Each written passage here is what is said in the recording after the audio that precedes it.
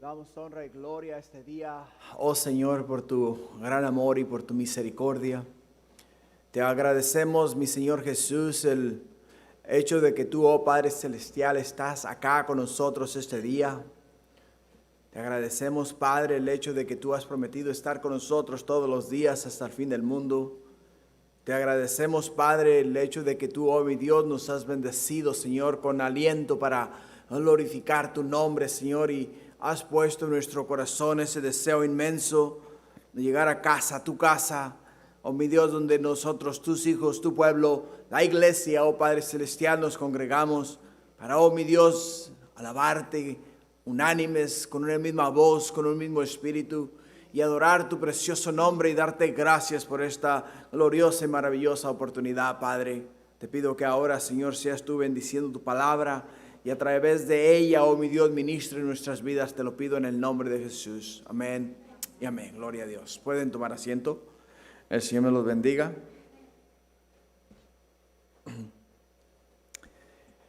Hermanos, para mí es una bendición estar en la casa de Dios. Una gran bendición estar en la casa del Señor. Este día quisiera yo expresar a ustedes lo que el tema de hoy significa para mí de una forma personal, íntima, no sé. Pero algo que sí les puedo decir es el hecho de que el tema que dice ha desechado Dios a su pueblo me habla a mí muy personalmente. ¿Por qué razón les digo que me habla a mí de una manera personal? Porque cuando yo era pequeño, cuando nosotros éramos una familia de 10 y en nuestra casa había mucha pobreza, mucha pobreza. Mientras estábamos creciendo, recuerdo los días aquellos cuando nosotros, hermanos, estábamos nosotros no solamente pasando por dificultades económicas, sino que no había comida en la casa. Y nosotros trabajábamos para una familia, mi padre trabajaba para una familia muy rica. Y esta familia, pues en sus casas había abundancia de todo. Y algo que me ha quedado muy claro en la mente es el hecho de que cuando una persona rica, una persona que tiene de qué vivir, ¿no? Mira a una persona pobre, no le mira con compasión, no le mira con lástima, pongámoslo así, ¿no? Simple y sencillamente le mira como un objeto, una persona, algo que realmente no tiene valor para él. Lo único que le sirve es para usarlo para labor fuerte, ¿no? Para trabajos fuertes. Y cuando nosotros teníamos necesidad, pues nosotros como pequeños deseábamos lo que había en las mesas de aquellas personas. Deseábamos una fruta, deseábamos un pan, un pedazo de pan. Y a veces teníamos que ir a la casa de ellos, y cuando llegábamos a la casa de ellos mirábamos aquellas bandejas llenas de pan dulce, aquellas bandejas llenas de pan, de fruta, y las miraba uno así, y se quedaba uno mirando aquello, y como que si se le escurriera a uno acá la baba, ¿no? Con aquel deseo de estirar la mano y agarrar un pan, ¿no? Y cuando los dueños de la casa, en vez de decirte, ¿quieres un pan? ¿Quieres una fruta? Decían, sálgase para afuera, muchacho insolente, ¿qué hace usted adentro de mi casa? O sea, nos echaban fuera, nos sacaban de la casa. Y esa palabra, la palabra de ha desechado Dios a su pueblo, la palabra desechado es eso, sacar a alguien de la presencia de alguien. Eso es exactamente lo que significa esa palabra. Y el tema de hoy es, ha desechado Dios a su pueblo. En otras palabras, Dios ha dicho a su pueblo, sálganse de mi presencia que me son molestos, no los quiero ver delante de mí. Y cuando estaba estudiando esas palabras y el contexto de este mensaje me remontó a los años de mi pobreza, a los años cuando nosotros estábamos viviendo en mucha necesidad. En aquellos años, hermanos, que cuando íbamos creciendo, teníamos los pantalones todos rotos por todas partes. Mi mamá ya no había dónde más coserle, porque donde le cosía, el mismo hilo rasgaba la poquita tela que quedaba. Teníamos más costuras en los pantalones y en las camisas, más líneas que el freeway, pongámoslo de esa manera. O sea, y eso es una de las cosas que trajo a mi mente el hecho de ser desechado, ser sacado de la presencia de alguien. Y cuando eres sacado de la presencia de alguien, cuando eres echado fuera de la presencia de alguien, es porque no te miran como que eres un ser humano, sino te miran como que eres un animalito más, o un objeto al cual haces a un lado y te deshaces de él. Y el apóstol Pablo este día es muy sabio porque nos ha llevado a nosotros, hermanos, a través de una aventura de fe respecto a la nación de Israel, comenzando desde el capítulo 9, y nos habló de cómo Dios, aún a pesar de la dureza del corazón de Israel, ha estado trabajando en el corazón de ellos. Ha estado obrando en el corazón de ellos. Y porque ha estado obrando en el corazón de ellos, el apóstol Pablo nos ha dado infinidades de ejemplos de las cuales él deduce que la nación de Israel no tiene lo que Dios quiere para ellos, simple y sencillamente porque fueron ellos los que rechazaron las bandejas de pan, las bandejas llenas de frutas, las bandejas llenas de bendiciones que Dios les puso delante de ellos, y ninguno de ellos estiraba su mano y decía: yo quiero, Señor, yo quiero, Señor. Y nos ha estado demostrando a través de estos capítulos la necesidad de acercarnos a Dios en fe. El tema de la semana pasada fue: la fe es por el oír. Si recuerdan, la fe es por el oír, ¿qué? Por el oír la palabra de Dios, de oír el mensaje de Dios.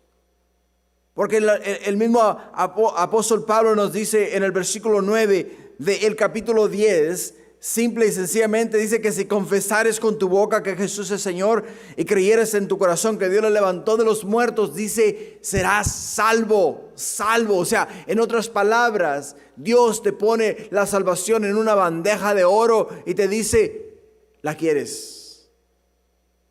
Te la sirvo, ¿la quieres? ¿Estás dispuesto a recibirla? Yo he hecho ya todo para que tú simple y sencillamente digas: sí, la quiero y creo en ello. Porque en el versículo 10 dice: porque con el corazón se cree. No solamente la quiero, sino con mi corazón lo creo y lo recibo. Lo creo y lo recibo y lo hago parte de mi vida. Lo acepto, Señor, como verdad. Y no solamente eso, sino que, oh Padre mío, de verdad te agradezco el hecho de que tú hayas tenido de mí misericordia, siendo yo pecador y no habiendo en mí esperanza. Pero una cosa vemos en la nación de Israel y una cosa miramos a través de las Escrituras y a través de la enseñanza del apóstol Pablo, el hecho de que el orgullo del hombre, hermanos, separa al hombre de la presencia de Dios. Porque ellos decían simple y sencillamente: nosotros tenemos la ley de Moisés, somos linaje de Abraham, ya nosotros tenemos la salvación garantizada.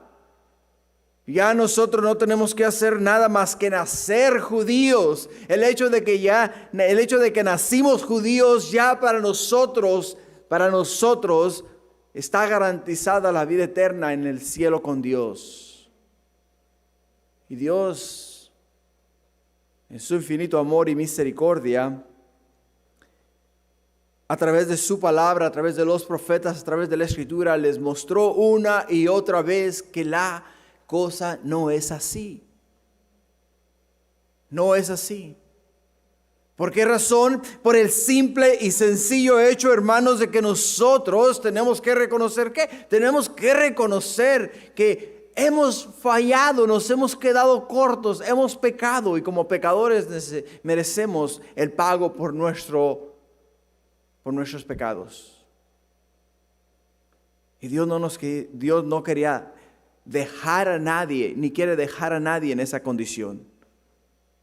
Por ello nos dice a nosotros, ¿dónde? En Juan 3:16, que de tal manera amó Dios al mundo, que ha dado a su Hijo unigénito para que todo aquel que en él cree no se pierda, mas tenga vida eterna. Todo aquel que en él cree, ¿en quién? En Jesús. No se pierda, mas tenga vida eterna. Por ello el tema de hoy, hermanos, es muy importante.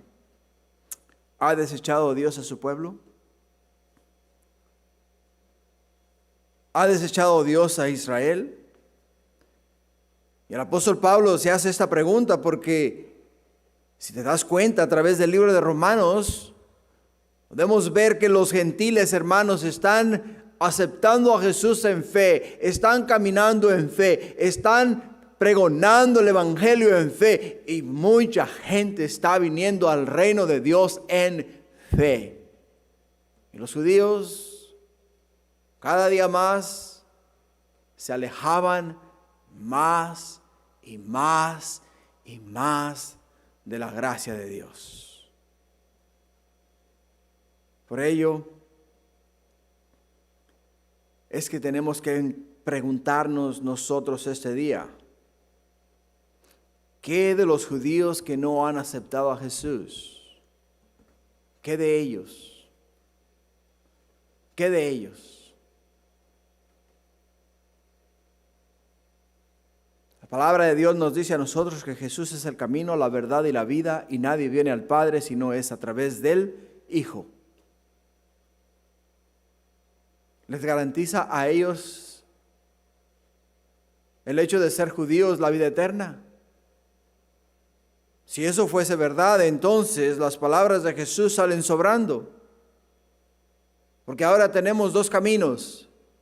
Tenemos el camino al cielo, que es el judaísmo, y tenemos el camino al cielo, que es Jesús. Y se contradicen el uno con el otro.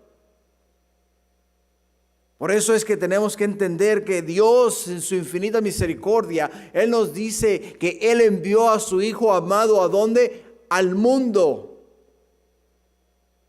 Lo envió al mundo. Lo envió a la humanidad. Lo envió, es verdad, a su pueblo. Lo envió a el linaje escogido, lo envió a Israel. Pero Israel, hermanos, fue puesto como el vehículo que Dios usaría para traer al mundo al Salvador del mundo. Y no solamente traerlo, sino que a través de ellos se pregonara al mundo entero la salvación en Cristo Jesús. Y a través de ellos el mundo entero llegase a conocer la verdad en Jesús. Por ello es que mirando atrás podemos resumir en forma enfática el tema de todo lo que pudimos mirar en el capítulo 10. Eso es que desde el punto de vista humano el pueblo de Israel fracasó. Fracasó, ¿por qué, hermanos? Por la desobediencia de ellos. La desobediencia a escuchar a Dios, a escuchar el mensaje de Dios, a escuchar lo que Dios hizo a través de su Hijo Jesús, escuchar el mensaje de salvación y no solamente escucharlo, sino rechazarlo. Y después de rechazarlo, hermanos, simple y sencillamente le persiguieron, le crucificaron y le quitaron la vida. Porque mientras estaba delante de Poncio Pilato, la esposa de Poncio Pilato le envía un mensaje a Pilato y le dice: no tengas nada que ver con este hombre justo. He tenido muchos sueños que me han estado molestando toda la noche y no he podido dormir por causa de él. Y yo estoy seguro que Poncio Pilato por dentro se estremeció. Y al traer a Jesús y presentarlo delante de ellos y decirles a ellos: no encuentro nada para condenar a este hombre justo. No encuentro nada. Dice: ahora voy a hacer algo por ustedes, lo que hago todos los años. Les voy a dejar un preso libre.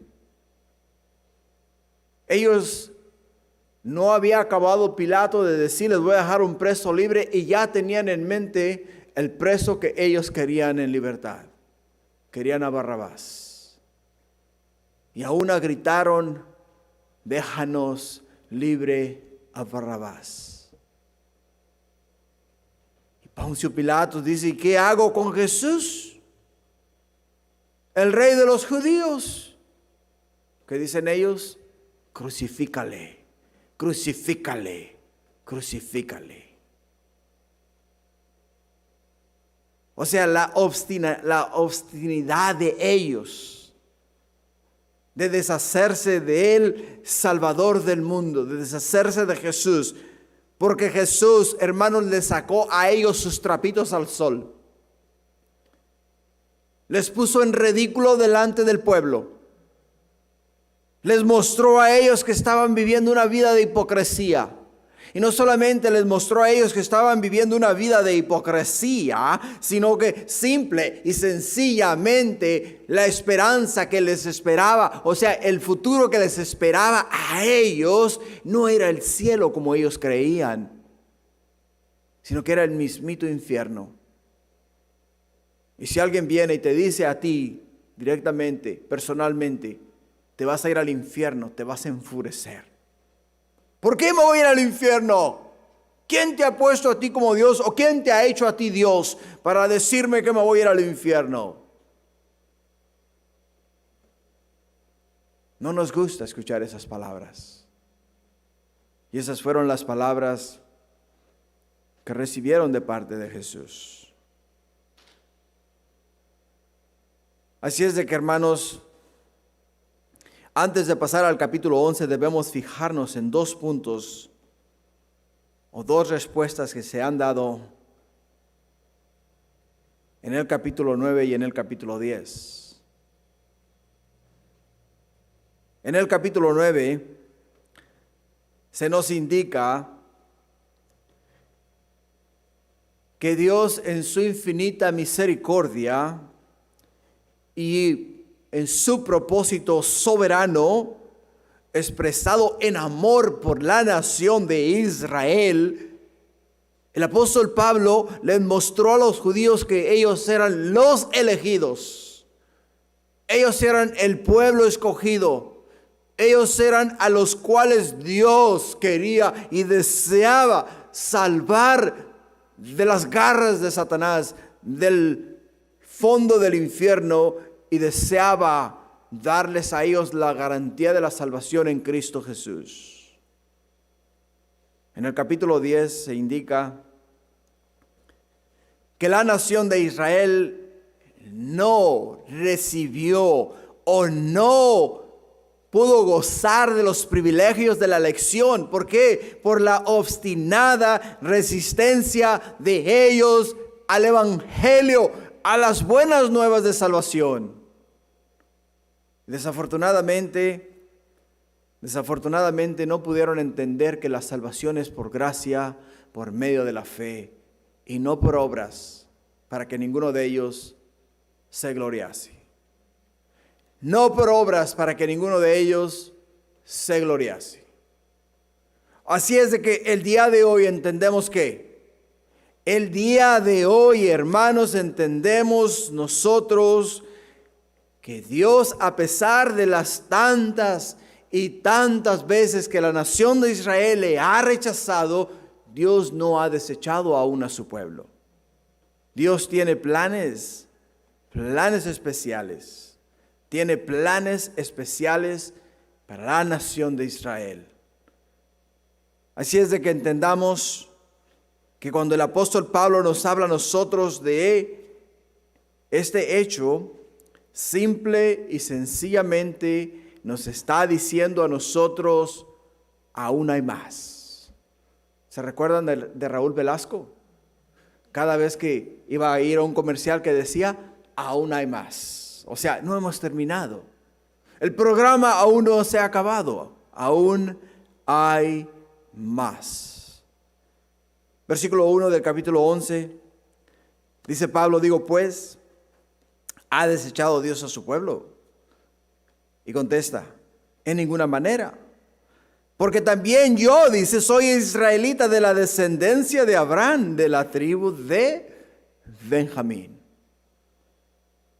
Como te dije hace un momento, la palabra desechado significa tirar lejos, echar lejos de uno mismo, arrojar fuera de uno mismo algo que no te sirve. Algo que no te sirve. Y aunque esto abre una herida muy profunda en mi corazón, y aunque esto me recuerda los días de mi niñez, simple y sencillamente te voy a decir que Dios a ninguno de nosotros, y mucho menos a su pueblo, nos trataría de esa manera. Él nunca nos va a mirar a nosotros como un objeto, nunca nos va a mirar como algo que yo puedo usar y después deshacerme de él, o nunca nos va a mirar como una criatura sucia, toda haraposa, que al mirar le dices, todos llenos de piojos, ¿verdad? Decía, mira, está canoso. No, lo que está lleno de liendres. ¿Recuerdan? ¿No recuerdan lo que son las liendres? O sea, los huevitos de los piojos que se pegaban en los pelos. Decía, no, eso no es canas, esos son liendres. Dios nunca nos va a mirar de esa manera. Por ello es que Pablo enfatiza que Dios no ha desechado a su pueblo. En ninguna manera, dice, Dios ha desechado a su pueblo. Simple y sencillamente por el hecho de que Dios en su infinita misericordia va a hacer algo grande y maravilloso en la nación de Israel. Algo que va a dejar al mundo con la boca abierta. Por ello es que la pregunta de Pablo tiene sentido en este punto de Romanos. Si el rechazo del evangelio por parte de Israel era la forma consistente con el plan eterno de Dios para la elección de nosotros, los gentiles, porque si nosotros los gentiles, hermanos, si nosotros los gentiles no hubiésemos abierto nuestro corazón al evangelio, a las buenas nuevas de salvación, hermanos, entonces ponte tú a pensar la situación tan catastrófica que hubiese habido en el mundo entero.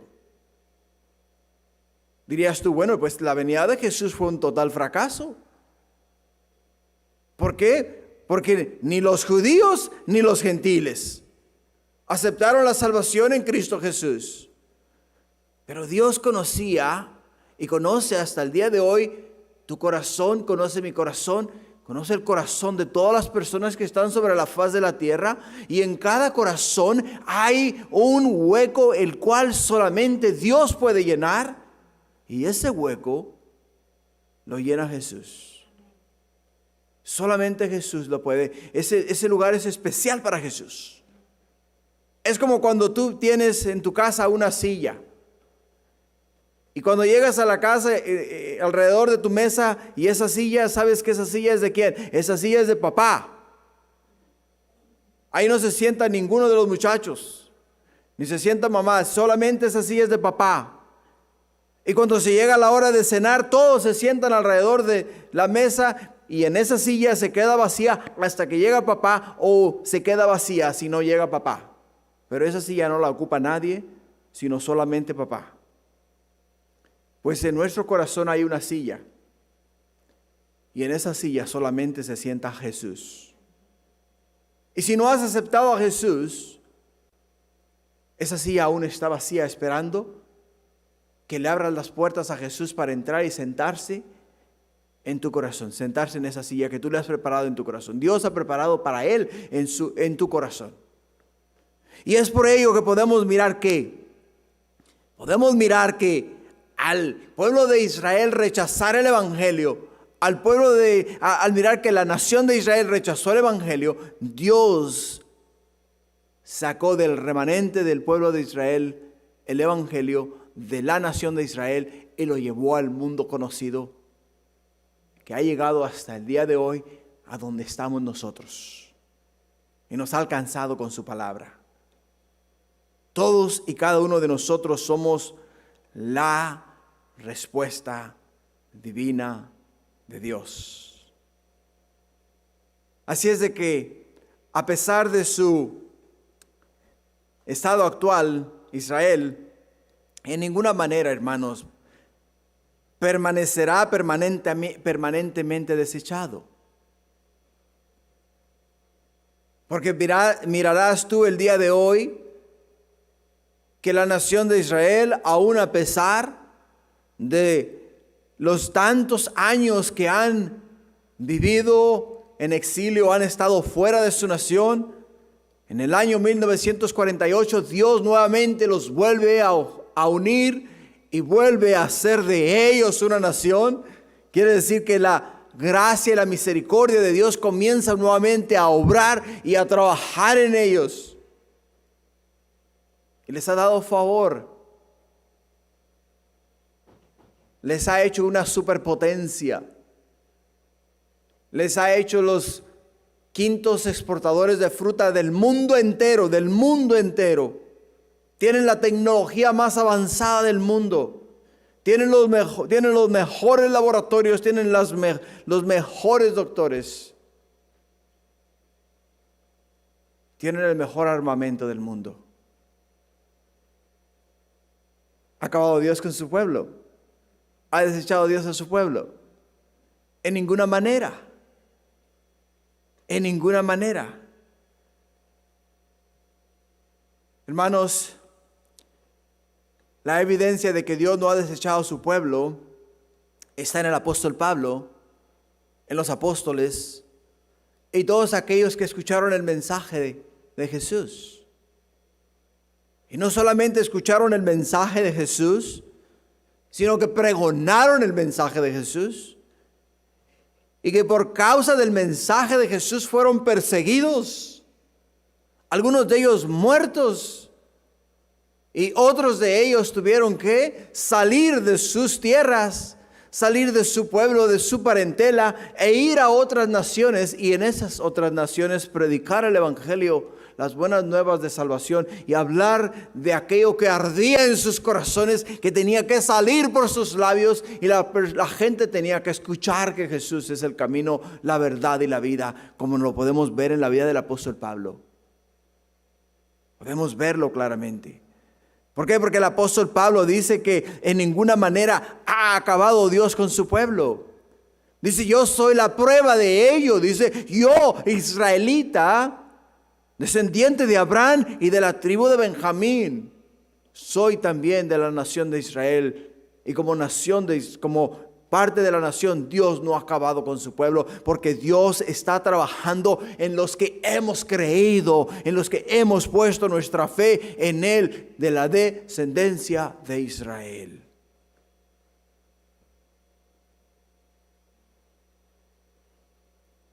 Cuando queremos evidencia de la obra de Dios, podemos y debemos mirar primeramente nuestra propia vida. ¿Por qué? Por el hecho de que dice el apóstol Pablo que Dios no ha acabado con Israel, porque Él es un ejemplo vivo de que Dios está obrando en Israel. Si alguien te pregunta a ti, ¿quién es Jesús? ¿Qué hace Jesús? ¿A qué se dedica Jesús? Tú puedes decirle, Él es mi Salvador. Él murió por mis pecados.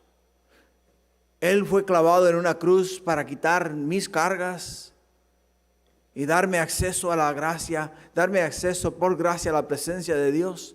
Y esa persona puede decir, oh, lo creo, porque tú eres diferente a las demás personas.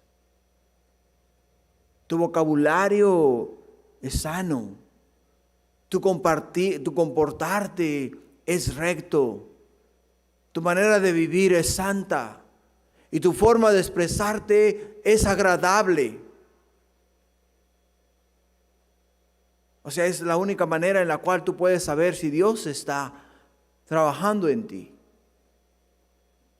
Y si no es visible a las demás personas estas evidencias, entonces hay que hacerse una pregunta. Señor, ¿dónde estoy fallando? ¿Por qué, mi Dios, no estoy reflejando tu luz?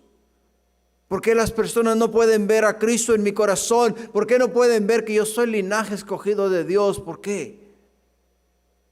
Quizá no estoy pasando tiempo suficiente en tu presencia. Es ahí donde nosotros tenemos que examinarnos.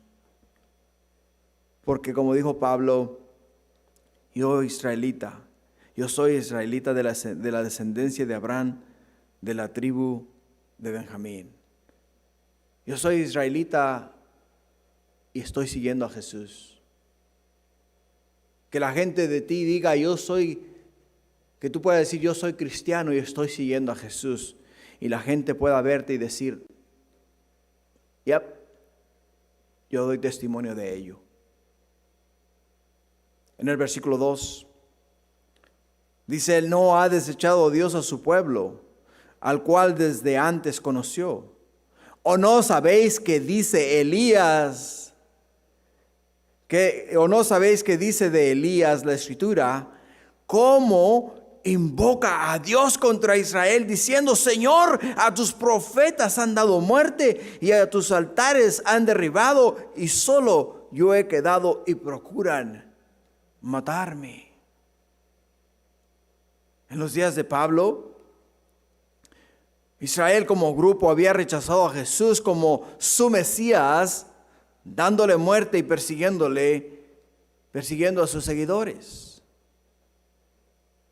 Es posible que Pablo, también perseguido por sus propios compatriotas, se identificaba con Elías. Por ello, es que pone en tinta y papel estas palabras. Simple y sencillamente nos dice él acá lo siguiente. Dice, no has visto cómo, dice, o no te has dado cuenta cómo Elías invoca, o sea, clama a Dios contra Israel. ¿Por qué? Porque Elías lo estaba persiguiendo la nación de Israel para darle muerte. Y mientras Elías estaba corriendo, dice, Señor, quítamelos de arriba. Destrúyelos, Padre, que no me toquen, que no me alcancen, porque si me alcanzan me van a dar muerte. Me van a dar muerte. Es más, para poder entenderlo mejor, ve conmigo a Primera de Reyes 19:9. Primera de Reyes 19:9 dice en el versículo 9, y allí se metió en una cueva donde pasó la noche, y vino a él palabra de Jehová, el cual le dijo, ¿qué haces aquí, Elías? Él respondió: he sentido un vivo celo por Jehová, de Dios de los ejércitos, porque los hijos de Israel han dejado tu pacto, han derribado tus altares y han matado a espada tus profetas, y solo yo he quedado, dice, y me buscan para quitarme la vida.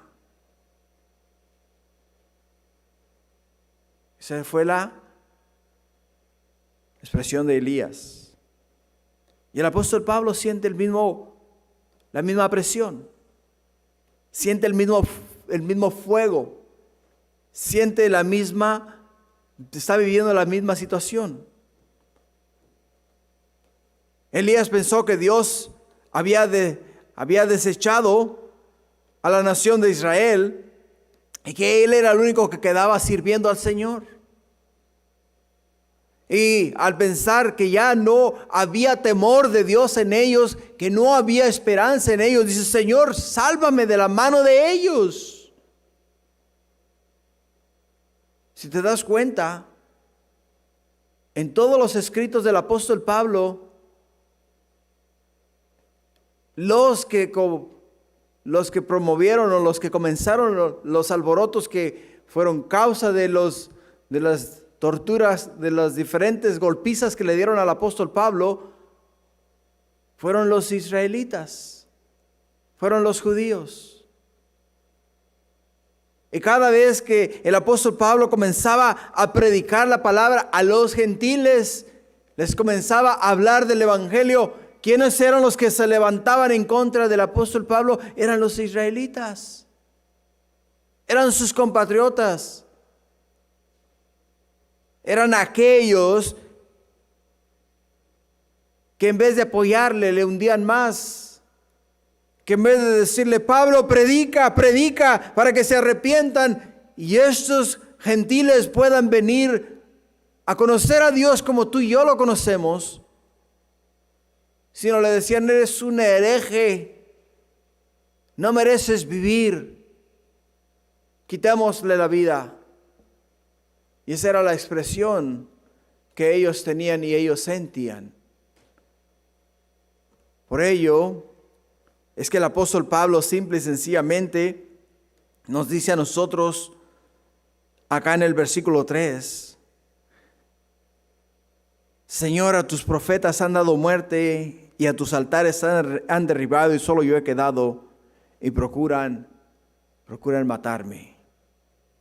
Continuando en el versículo 4 nos dice la escritura: pero, ¿qué le dice la divina respuesta?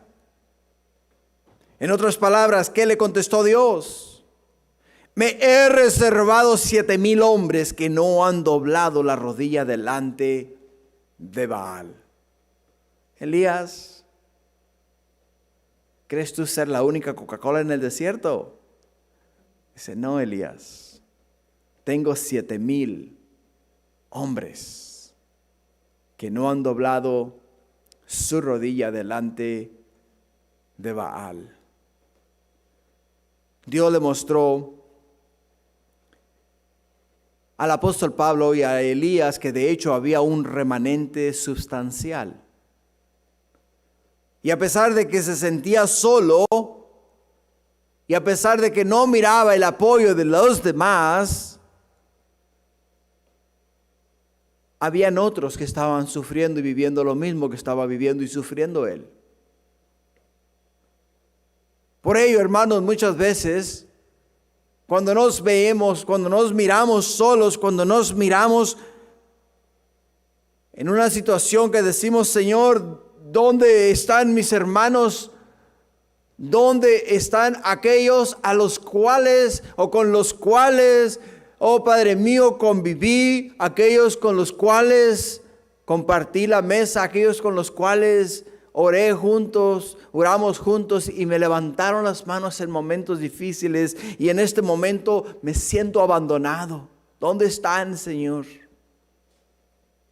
Quiero que sepas, ¿están ahí? No contigo, pero están ahí. Porque Dios se ha reservado un remanente fiel. Un remanente fiel. Así es de que, hermanos, de la misma manera que el apóstol Pablo se sentía, que no había quienes sirvieran a Dios, no había quienes caminaran con Dios, no había quienes atendieran a los servicios de Dios.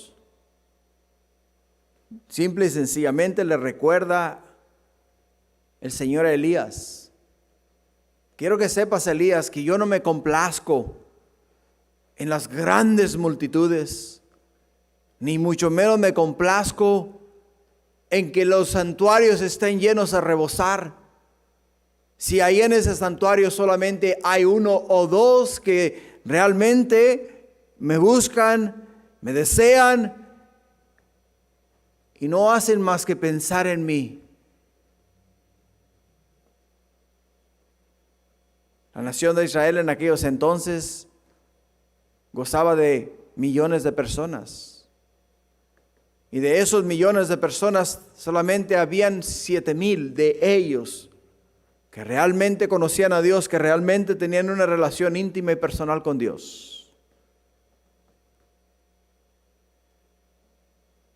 Por ello, hermanos, es que este día yo te puedo decir con toda sinceridad, yo le pido a Dios que todos los que estamos acá,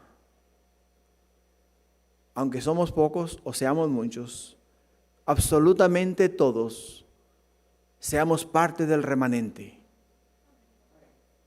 Seamos parte de los que Dios se ha reservado. Seamos parte de los que no hemos doblado rodilla ante Baal, ni hemos besado su imagen. ¿Por qué, hermanos? Por el simple y sencillo hecho de que con ellos, con ese remanente y con esas personas es con las cuales Dios se goza y las cuales Dios va a usar grandemente para impactar al mundo entero. En el versículo 5, escucha bien: así también aún en este tiempo ha quedado un remanente escogido por gracia, dice el apóstol Pablo. Ha quedado un remanente escogido por gracia. Y si por gracia ya no es por obras, de otra manera la gracia ya no es gracia. Y si por obras ya no es gracia, de otra manera la obra ya no es obra. La palabra escogido es la misma palabra que usa o que se usó en el libro de Hechos capítulo 9 versículo 15, cuando el Señor llama a Ananías para que fuese y orase por Pablo, por Saulo en aquel entonces. En Hechos 9:15 dice: el Señor le dijo, ¿a quién? A Ananías. Le dice: ve, porque instrumento escogido, escucha, instrumento escogido me es este, para llevar mi nombre en presencia de los gentiles y de reyes y de los hijos de Israel, porque yo le mostraré cuánto le es necesario padecer por mi nombre. ¿Te das cuenta? Instrumento escogido me es este. Por ello, en el versículo 5, simple y sencillamente nos dice: así también, aún en este tiempo, ha quedado un remanente escogido. Un grupo de hermanos y hermanas que están dispuestos a todo. Están dispuestos a pasar la noche en sus rodillas orando a Dios. Están dispuestos a ir largas distancias con tal de llevar el evangelio.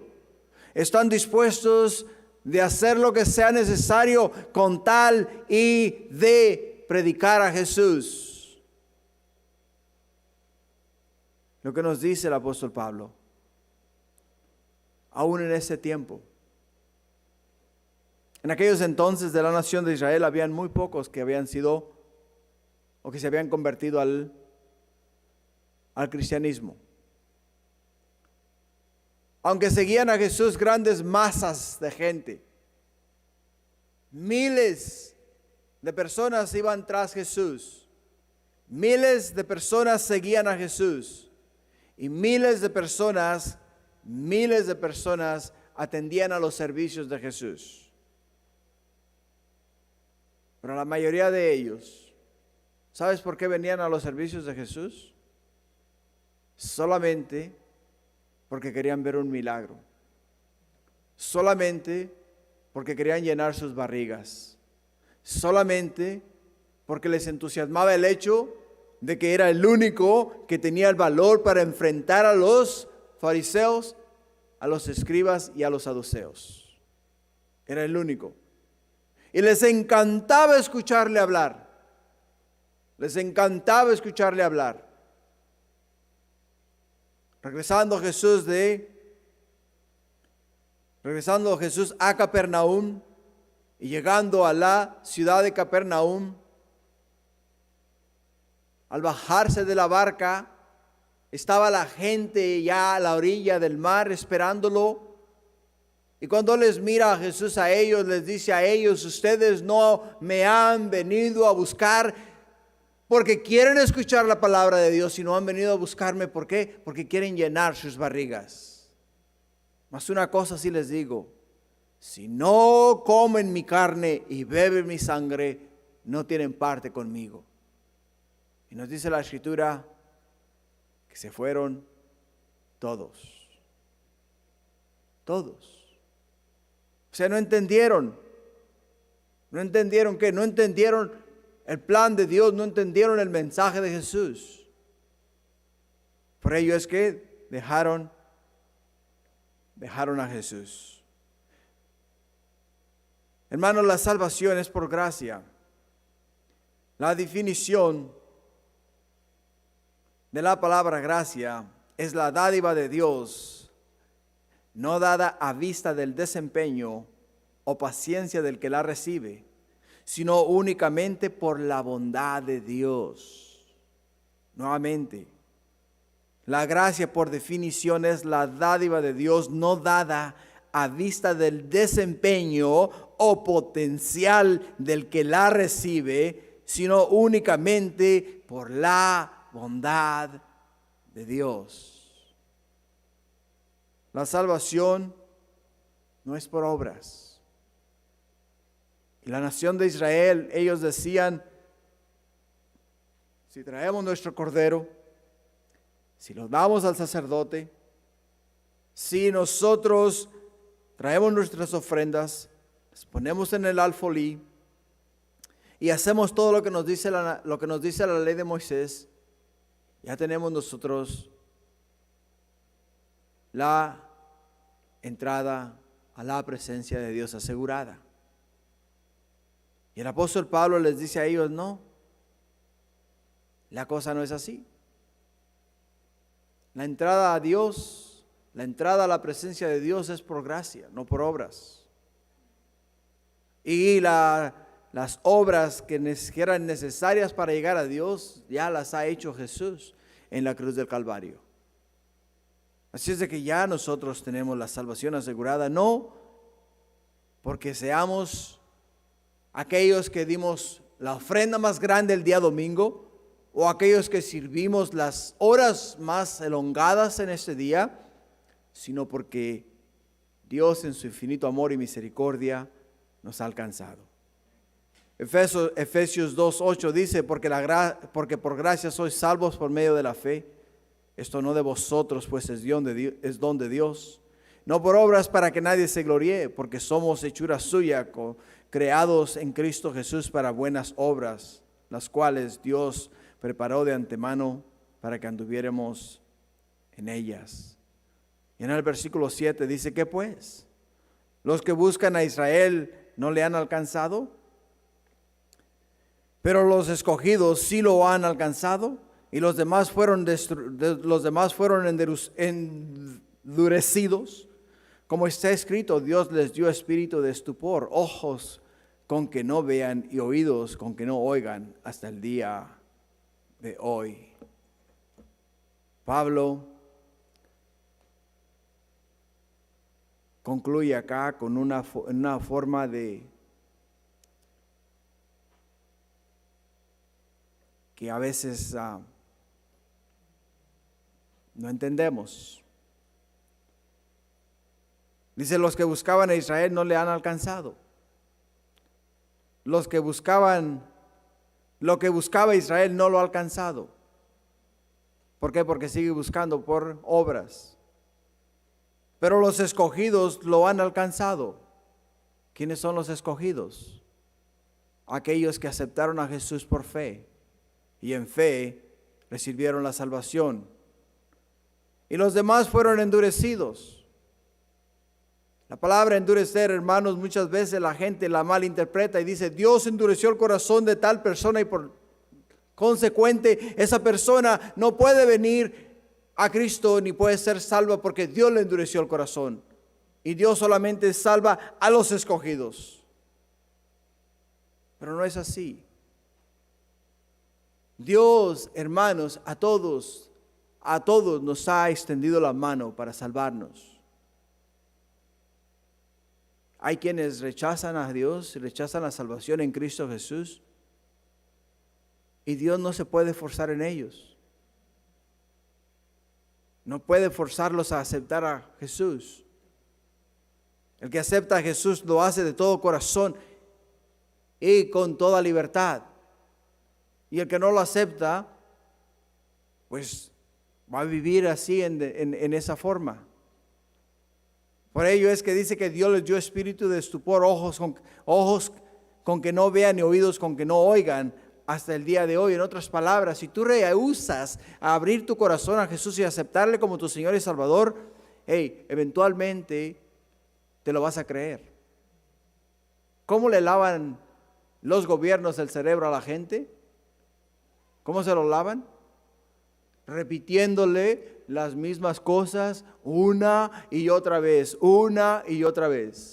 Hay un programa que han comenzado ahora los demócratas, le llaman el desprogramar a los seguidores de Trump y programarlos a la nueva, al nuevo, que le llaman a la nueva era o a las nuevas creencias. En otras palabras, te voy a repetir lo mismo y lo mismo y lo mismo y lo mismo y lo mismo hasta que lo creas como verdad.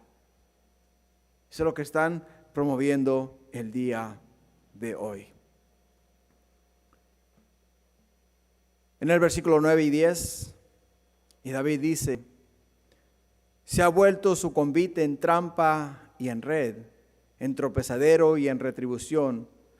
Se han oscurecido sus ojos para que no vean, y agóbieles la espada para siempre. Para siempre. Cuando Jesús baja por el monte de los olivos y mira la ciudad de Jerusalén, nos dice en Lucas 13:34 que Jesús dijo, Jerusalén, Jerusalén, que matas a los profetas y apedreas a los que son enviados. ¿Cuántas veces quise juntar a tus hijos como las gallinas a sus polluelos debajo de sus alas y no quisiste? He aquí, dice, vuestra casa os es dejada desierta. Y os digo que no veréis hasta que llegue el tiempo en que digáis, bendito el que viene en el nombre del Señor. Padre, qué triste es, mi Dios, mirar, oh Padre Celestial, cómo muchas veces cuando la gente cierra sus mentes, su corazón, y oh Padre Celestial, escuchan la mentira una y otra y otra y otra vez, al final del día la creen como verdad y se olvidan del verdadero mensaje de salvación. Y Padre, tú los dejas que se queden en esa condición. Porque tú no te forzas en nadie.